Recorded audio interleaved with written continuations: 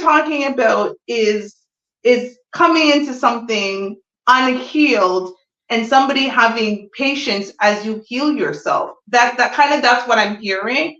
And I find that difficult because at our big age, you should be able to recognize that you are unhealed and that you need to take a step back before bringing your unhealed backside into somebody else's life. That's where I find that I don't want to deal with your unhealed trauma.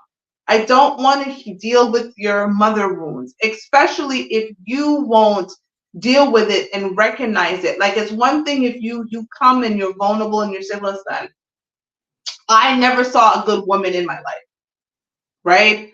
My mother did not show me an example of what a good woman was. This is what I had to experience. And because our mothers and fathers, our first love, the relationship I have with love based on the relationship I had with my mother, I have to work on it. I need you to know this.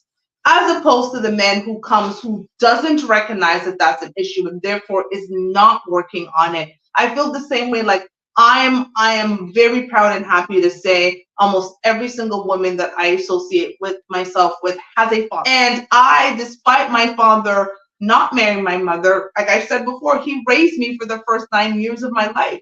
So and even after that, my father was very instrumental. Rest in peace, Daddy. And so I don't necessarily understand the wounds of a woman who did not grow up with a father in the house, who did not have that. And so I tend to have a little less patience, and that's something that I would have to work on. I tend to have a little less patience because, again, at our big age, you start realizing that you're exhibiting characteristics or traits that are not desirable to the person that you want. So this ideal man comes into this life of this unhealed woman.